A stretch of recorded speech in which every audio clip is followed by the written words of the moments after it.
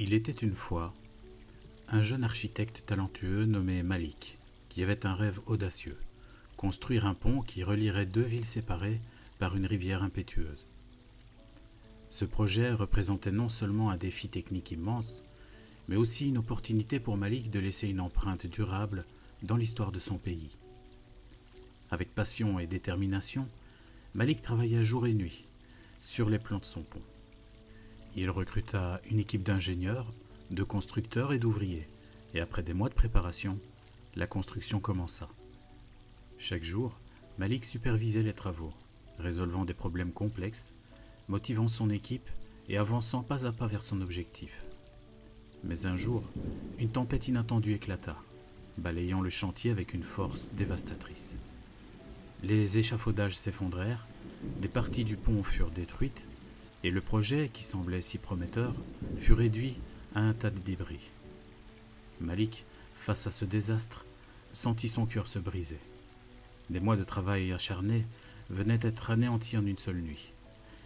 Et les critiques ne tardèrent pas à venir. Les journaux locaux publièrent des articles cinglants. L'échec monumental de Malik, un rêve trop grand pour être réalisé. Ses investisseurs se retirèrent, ses collègues perdirent confiance, et Malik lui-même commença à douter de ses capacités.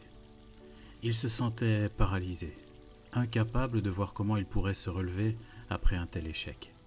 Pendant des semaines, Malik s'isola, refusant de répondre aux appels, évitant les regards de ceux qui avaient cru en lui. Mais un jour, alors qu'il se promenait près de la rivière, il rencontra une vieille femme assise au bord de l'eau, jetant des cailloux dans le courant. Curieux, Malik s'approcha.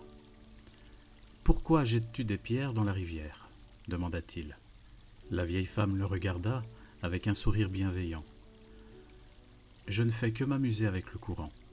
Certaines pierres coulent immédiatement, d'autres rebondissent plusieurs fois avant de disparaître. Cela me rappelle la vie. » Malik, perplexe, s'assit à ses côtés. « Mais pourquoi te donner la peine de les lancer si elles finissent toutes par couler ? » « Ah, c'est là que tu te trompes, mon garçon. Ce qui compte, ce n'est pas combien de fois elles coulent, mais combien de fois elles rebondissent avant de le faire.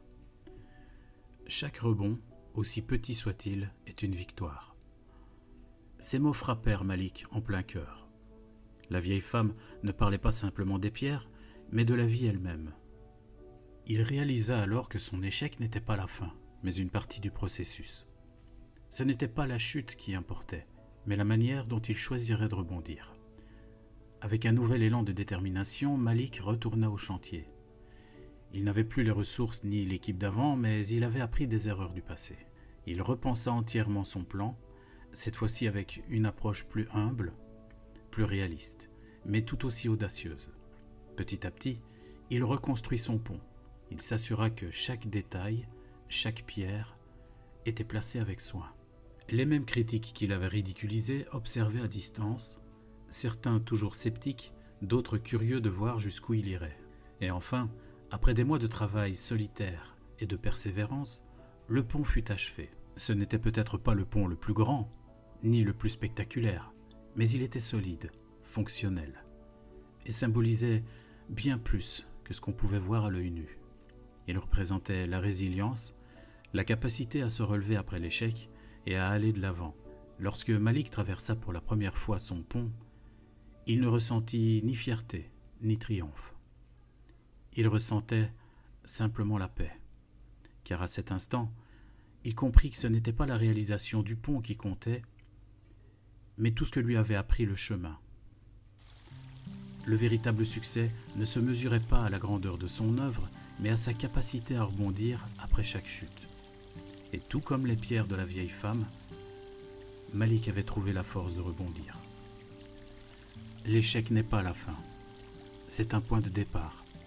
Ce n'est pas la chute qui importe, mais la façon dont on choisit de se relever. Ceux qui osent tomber sont ceux qui finiront par se relever plus fort, car la résilience est le véritable moteur du succès.